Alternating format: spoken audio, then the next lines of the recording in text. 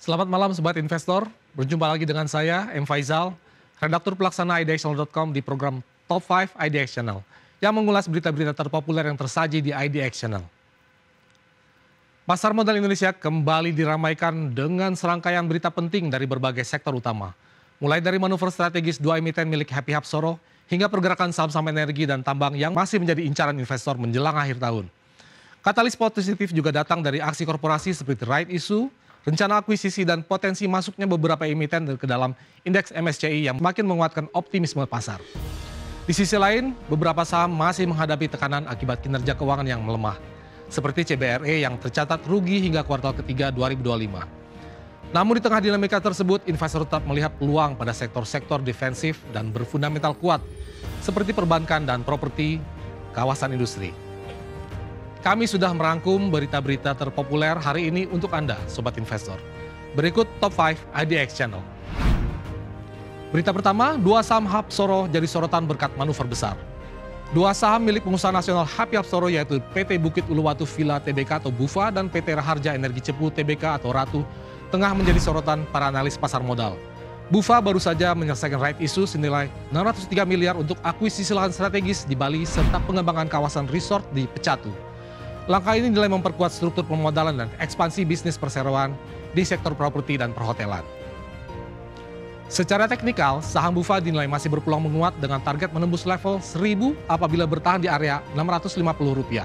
Sementara itu, Ratu dikabarkan tengah mengkaji akuisisi 3 lapangan migas potensial di luar blok Kasuri yang diprediksi menjadi sumber pertumbuhan baru perusahaan. Katalis tambahan datang dari peluang Ratu masuk ke indeks global MSCI Small Caps yang dapat memperluas basis investor asing.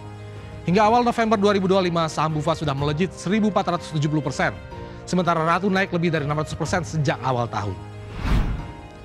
Berita kedua, rugi membengkak hingga kuartal ketiga 2025, saham CBRE anjlok 7%. Saham PT Cakra Buana Resource Energi Tbk atau CBRE terkoreksi 7,54% ke level 1.165 per saham setelah laporan keuangan menunjukkan rugi bersih sebesar 32,84 miliar hingga kuartal ketiga 2025. Atau naik 83% secara tahunan.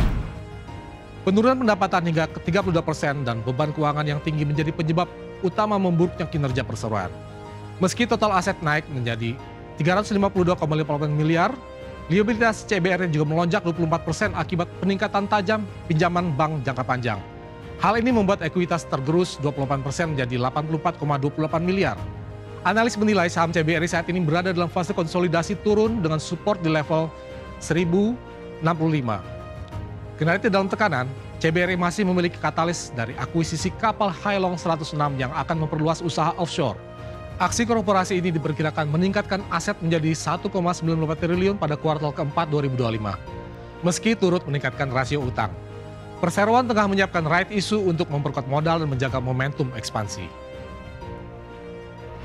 Berita ketiga, dari batubara hingga emas, saham tambang jadi sorotan. UOB Kay Hian menempatkan saham-saham tambang dan energi sebagai penopang utama portofolio Alpha Pix edisi November 2025. Dari 7 emiten pilihan, 5 berasal dari sektor energi dan pertambangan, yang mencerminkan keyakinan terhadap prospek komoditas menjelang akhir tahun. Portofolio ini mencatat kenaikan 12,6% sepanjang Oktober, mengalahkan kinerja IHSG yang hanya naik 1,5%. Masuknya PT Adaro Andala Indonesia Tbk atau AADI didorong kenaikan harga batubara global menjelang musim dingin. Sementara PT Adaro Energi Indonesia Tbk atau ADRO diperkuat oleh proyek smelter aluminium yang siap beroperasi komersial pada 2026. Di sektor logam, PT Arci Indonesia Tbk atau Arci diprediksi mencatat lonjakan laba hingga 913% berkat peningkatan produksi emas. UOB juga menyoroti prospek cerah PT Merdeka Copper Gold Tbk atau MDKA dan PT Energi Mega Persada Tbk atau ENRG yang sedang memperluas kapasitas produksi. MDKA masuk fase pertumbuhan baru melalui proyek Pani Gold Project dan HPAL. Sementara ENRG diproyeksi mencetak laba 183 juta US dollar pada 2030 berkat pengembangan blok Gebang. Berita keempat, saham Prajogo Pangestu lanjut menguat. Analis soroti PTRO. Saham-saham milik Taipan Prajogo Pangestu melanjutkan pengrally pada perdagangan Selasa 4 November 2025. PT Barito Renewables Energy Tbk atau Brand naik 4,85% ke 9.725 per saham. Disusul PT Petrosia Tbk atau PTRO yang melonjak 4,45%. Keduanya diuntungkan sentimen positif jelang pengumuman rebalancing MSCI yang diperkirakan memasukkan brand dan BRMS ke indeks utama. Analis Michael Yeoh menilai PT ORO memiliki posisi teknikal paling menjanjikan di antara saham grup Barito lainnya karena sudah menembus all-time high tanpa resistance kuat.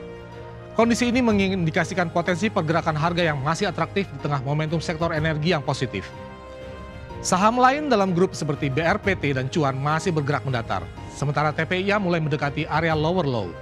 Investor asing telah memulai mengakumulasi saham brand dan BRMS sejak beberapa bulan terakhir, menguatkan ekspektasi terhadap kenaikan lanjut jelang revisi indeks MSCI. Berita kelima, apa bisnis DMAS, pengembang kawasan industri terpadu di Cikarang?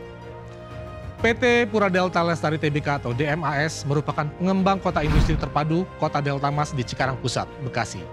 Proyek ini memadukan kawasan industri, hunian, dan komersial di atas lahan seluas 3.200 hektar.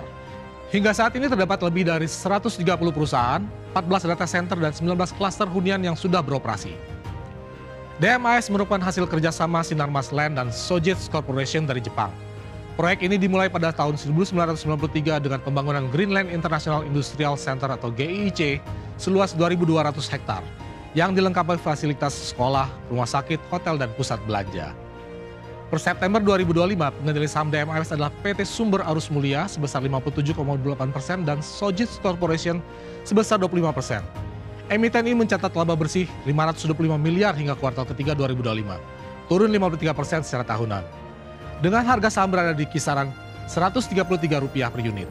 Meski kinerja melambat, DMAS tetap menjadi salah satu pengembang kawasan industri terbesar di Indonesia. Demikian Top 5 IDX Channel edisi kali ini. Saya Faizal pamit undur diri. Harap diingat bahwa segala keputusan pembelian maupun penjualan saham sepenuhnya berada di tangan Anda, Sobat Investor. Pantau terus berita ekonomi, bisnis, dan pasar modal hanya di IDXL TV, idxl.com, dan media sosial IDX Channel. Sampai jumpa.